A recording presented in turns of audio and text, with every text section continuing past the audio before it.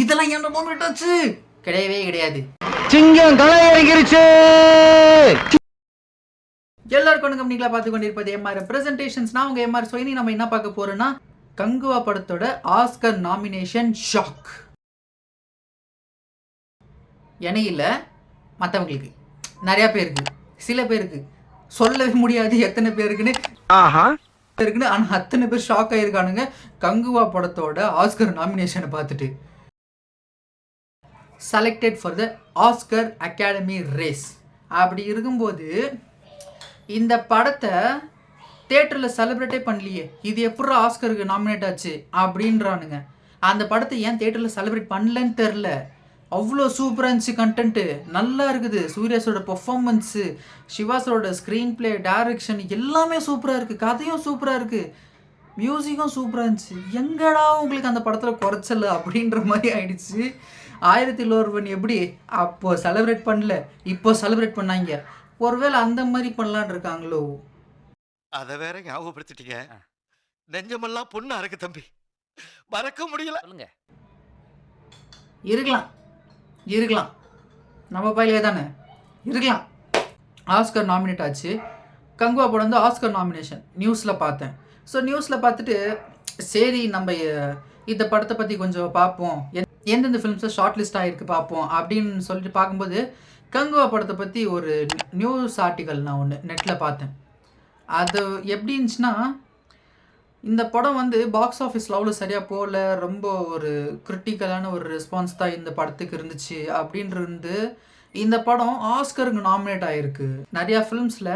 இப்போது கங்குவா ஃபில்ம் வந்து ஒரு 207 ஏதோ ஒரு கவுண்ட்டு, என்னன்னு தெரில, but I will show you. அந்த குறிப்பிட்ட கவுண்டட் ஃபில்ம்ஸில் 7 ஃபில்ம்ஸ் வேர் ஷார்ட் லிஸ்டட். அந்த 7 ஃபில்ம்ஸில் Kanguva is one. Prithviraj sir film ஒன்று, த கோட்ஸ் லைஃப், அது ஒன்று நாமினேட் ஆகிருக்கு. அண்ட் அதுக்கப்புறம் கங்குவா ஃபில்ம் நாமினேட் ஆகிருக்கு. ஸோ கங்குவா ஃபில்ம் நாமினேஷன் தான் யாராலே நம்ப முடியல. இன்ஃபேக்ட் ஏன் நம்பணும்? எதுக்கு நம்பணும்? அது ஓடலையே, எதுக்கு நம்பணும்? டேய் நம்பணும்ப்பா. அது ஹாலிவுட் ஃபில்மாக இருந்துச்சுன்னா கொண்டாடி இருப்பானுங்க. இதுவே தமிழ் ஃபில்மாக இல்லாமல் வேறு ஏதாச்சும் ஃபில்மாக இருந்துச்சுன்னா 1000 கோடி 2000 கோடி 3000 கோடி அடிச்சுக்குன்னு போயிருக்கோம். இது தாண்டா ஃபில்ம். இந்த மாதிரி ஃபில்ம் வரவே வராதுற இதுக்கப்புறம். Indian film industry is out of the world. என்னால தாங்க முடியலையே, தலை வலிக்குதுடா, தலை வலிக்குதே. தமிழில் இந்த மாதிரி நிறையா ஃபில்ம்ஸ் வருதுப்பா. டேரக்டர்லாம் எடுக்க தயாராக தான் இருக்காங்க. எங்கே நம்ம இண்டஸ்ட்ரியில் ஒரு ஃபில்ம் வந்துச்சுன்னா அதை கட் பண்ணி விட்டுறோமே, ஃப்ளாப் ஆக்கிடுறோமே. அப்போ எப்படி கொடுப்பாங்க?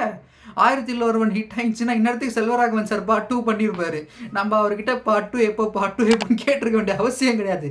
அந்த மனசு கதறி இருக்க வேண்டிய அவசியம் கிடையாது. என்னை விடுங்கடா, நான் வந்துச்சுன்னா நான் சொல்கிறேன், அது வர டைமில் வரோம் அப்படின்னு. ஏன் எதுக்கு அப்போ அந்த படத்தை செலிப்ரேட் பண்ணல, இப்போ கேட்குறாங்க. 7ஆம் அறிவு அப்போ செலிப்ரேட் பண்ணல, இப்போ கேட்குறாங்க. எதுக்கு? அப்போ செலிப்ரேட் பண்ண ஃபிலிம்ஸ்லாம் இப்போ எது கேட்கணும்? இப்போ இந்த மாதிரி ஃபிலிம்ஸ் வேணும்னு ஏன் கேட்கணும்? நிறைய பேர் இப்போ சொல்லுவாங்க, இவன் சூர்யா ஃபேன் போலப்பா, இவன் சூர்யா சார் ஃபேன் போலப்பா, அதான் சொம்படிக்கிறான், சூர்யா சார் சொம்படி.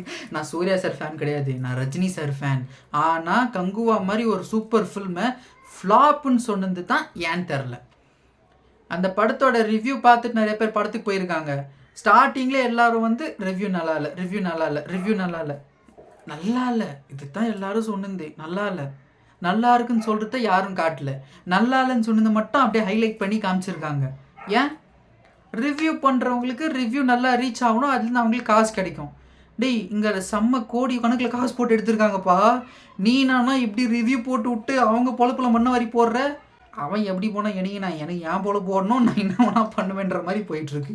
நீங்களா யாருடா? How do I tell you? Negative review போட்டா என்ன, பாசிட்டிவ் ரிவ்யூ போட்டா என்ன? நெகட்டிவ் தான் ஜாஸ்தி ரீச் ஆகுது. தம்ப்நெயில் பார்த்துட்டு வீடியோவை கிளிக் பண்ணுறாங்க. தம்ப்நெயிலில் கோவமாக இருக்கிற மாதிரி, நல்லா இல்லை, தூங்கிட்டான் ப்ரோ, இவன் கண்ணை பாருங்க ப்ரோ, தூங்கிட்டான் ப்ரோன்னு ஃபுல் வீடியோவில் வச்சுருவானுங்க. அதை தம்ப்நெயிலை எடுத்து மேலே போட்டுருவானுங்க. அதை பார்த்துட்டு நம்பாளுங்க படம் நல்லா இல்லை போல், நான் வேறு டிக்கெட்டை புக் பண்ணிட்டேன், இப்போ என்ன பண்ணுறது, போடாடே எனக்கு ஏன் மனசு ஒரு மாதிரியா இருக்குது அப்படின்னு வானுங்க. ஆனால் சீரியஸாக சொல்கிறேன், Kanguva is a best film to get nominated in Oscar. அது வந்து சூப்பரான ஒரு கான்செப்ட். இப்போ இந்த வீடியோ எத்தனை பேர் பார்ப்பீங்க, அதுக்கு எத்தனை பேர் நெகட்டிவ் ரிவ்யூ, இவன் என்னடா பைத்தியக்கார மாதிரி உள்ளுங்கிறான்.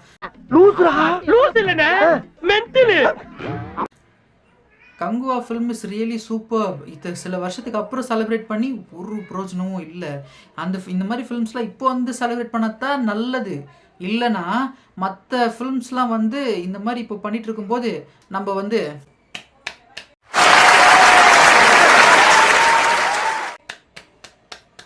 கைத்தட்டின்னு தான் உட்காரணும். இப்போ அவதார் ஃபில்ம் வேறு ரெடி ஆகிட்டு இருக்கு. அந்த ஃபில்ம் வந்துச்சுன்னா அது 3000 கோடி 4000 கோடி, அது 20,000 கோடி ஆச்சா கூட ஆச்சரியப்படுத்திக்கலன்னு சொல்லுவானுங்க. டேய் நம்மளாலேயும் அந்த மாதிரி கண்டென்ட் கொடுக்க முடியும்ப்பா, ஆனால் சப்போர்ட் பண்ண மாட்டேங்கிறீங்களே அப்படின்னு தான் மற்ற டேரக்டர்ஸ்லாம் யோசிக்குவாங்க.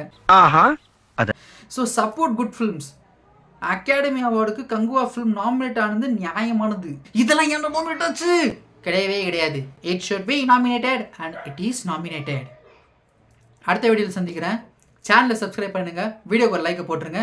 சூர்யா சார் ஃபேன்ஸ், நான் சொன்னது சரியா தப்பான்னு நீங்களே சொல்லுங்கள். அடுத்த வீடியோவில் சந்திக்கிறேன். பாய்.